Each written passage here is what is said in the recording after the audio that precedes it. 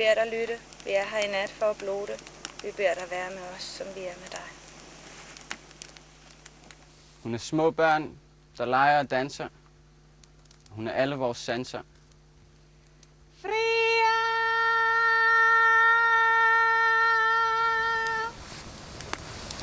Jeg erklærer det hellige rum for åbent.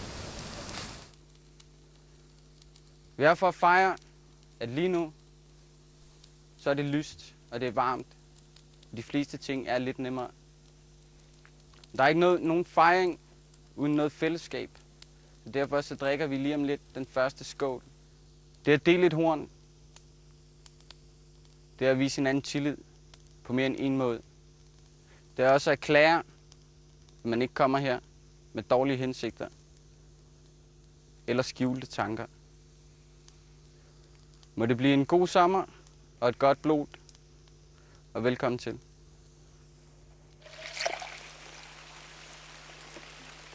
For samhørighed, fællesskab og tillid.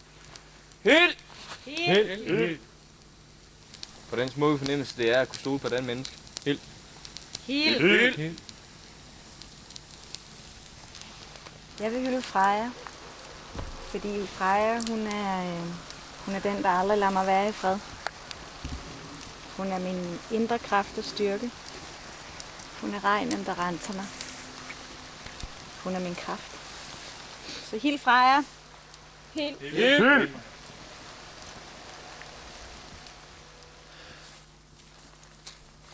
Hvad vi er hver især, giver betydning, når vi er noget sammen. Og det er blevet tid til vores fælles offer.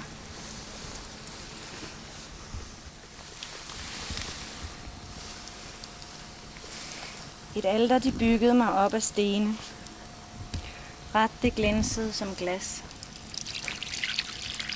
Altid rødt af oksers friske blod. Altid troede de på goders kraft.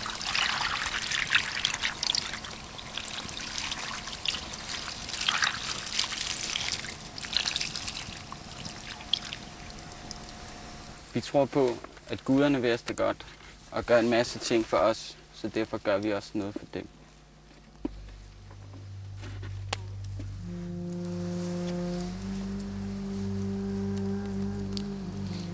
Hil det hellige forbund. Hil det hellige forbund.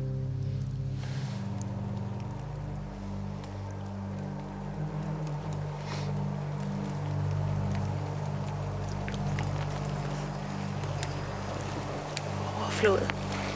Det er midsommers overflod. Jeg vil gerne smide den her krans på bålet og sige farvel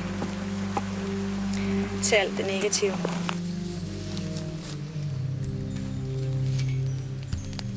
Jeg vil gerne takke for det, jeg er blevet givet.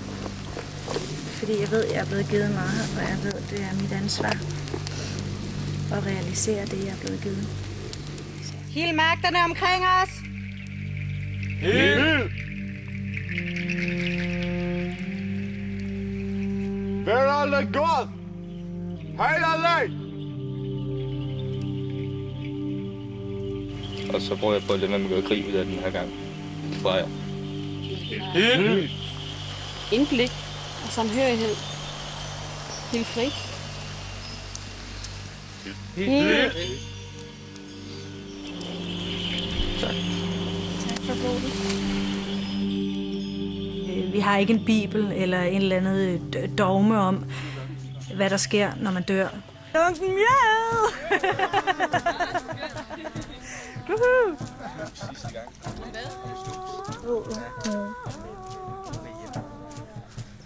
Det er hans hylde-anismed. Ja.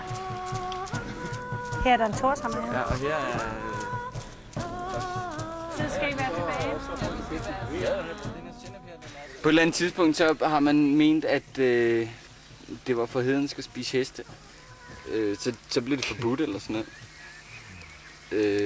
Med forbehold for, at historiekilderne ikke er helt korrekte i det, jeg sådan ligesom citerer. Men så er det blevet sådan et moderne princip i dag, at hvis man skal være rigtig hedning, så skal man i hvert fald også spise hest.